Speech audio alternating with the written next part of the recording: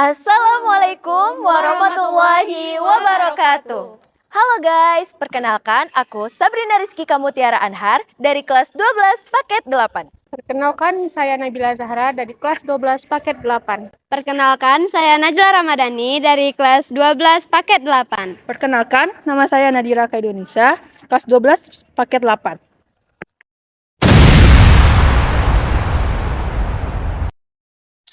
Pada dasarnya, perubahan sosial akan menyebabkan dua dampak besar pada kehidupan, yaitu dampak negatif dan dampak positif. Kali ini, kami akan membahas dan menjelaskan dampak negatif perubahan sosial disorganisasi kenakalan remaja dari contoh kasus yang ada di Indonesia.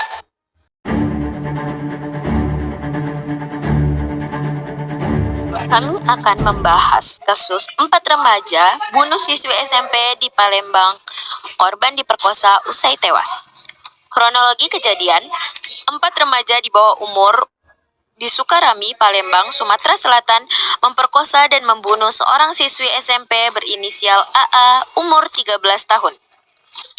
Kapolrestabes Palembang Kombes Haryo Sugihartono menyebutkan jasad korban ditinggalkan keempat pelaku di sebuah kuburan Cina pada Minggu 1 September 2024 sekitar pukul 13.00 waktu Indonesia Barat. 4 remaja pelaku pemerkosaan dan pembunuhan itu masih duduk di bangku SMP dan SMA. Direktur Reserse Kriminal Umum Polda Sumatera Selatan, Kombes Anwar Rokso Wijoyo mengatakan keempat remaja itu sudah ditetapkan jadi tersangka. Mereka adalah IS 16 tahun, MZ 13 tahun, AS 12 tahun, dan NS 12 tahun. IS merupakan kekasih dari AA. Menurut Anwar, keempat bocah itu terbukti merencanakan pemerkosaan hingga menyebabkan korban meninggal dunia. Sumsel dan Polrestabes Palembang berhasil mengungkapkan pelakunya.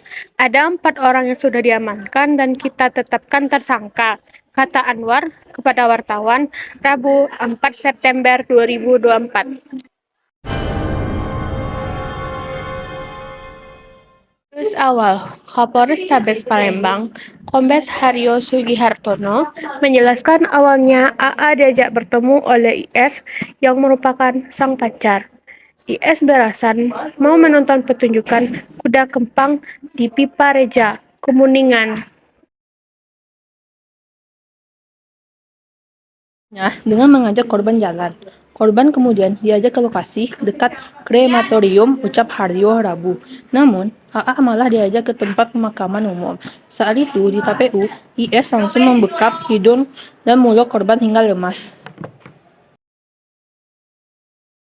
Setelah AA tidak sadarkan diri, tersangka IS bersama 3 pelaku lainnya yang sudah berada di lokasi langsung memerkosa korban. Setelah korban lemas, para pelaku kemudian mencabuli korban secara bergilir.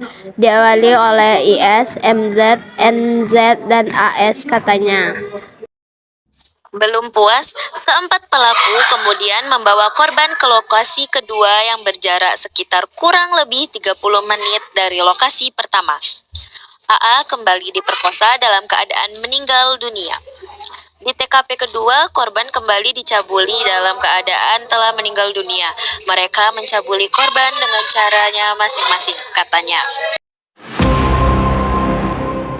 Penyebab dari kejadian tersebut adalah kurang bijak dalam menggunakan teknologi informasi.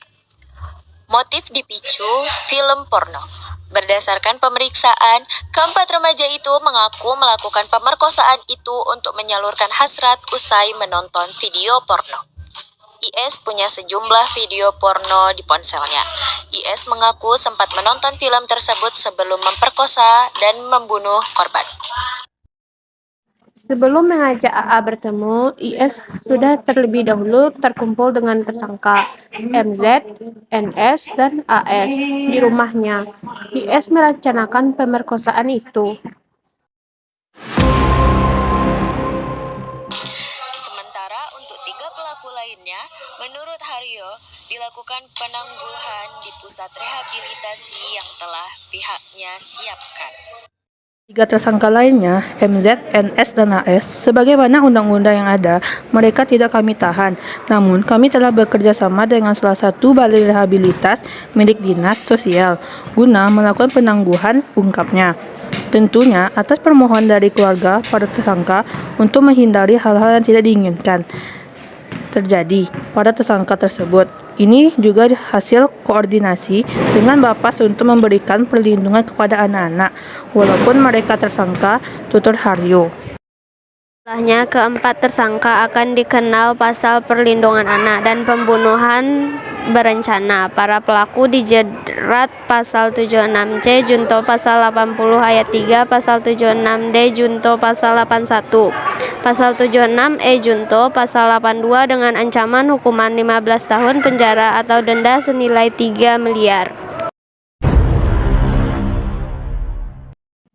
Ayah korban tak terima. Hati Safarudin, ayah kandung AA, siswi SMP yang ditemukan tewas di TPU Talengkerikil, Palembang kembali kacau.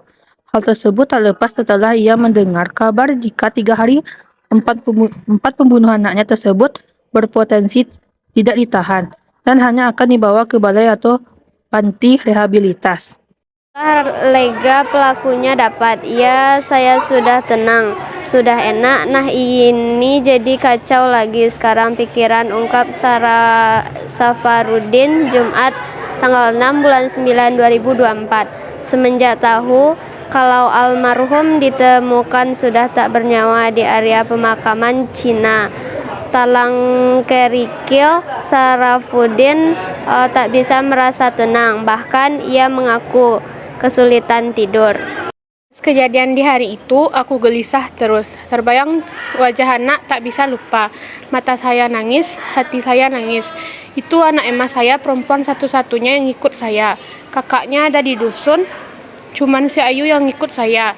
Katanya, ia sama sekali tak menerima ketika mengetahui kabar 3 pelaku tidak ditahan.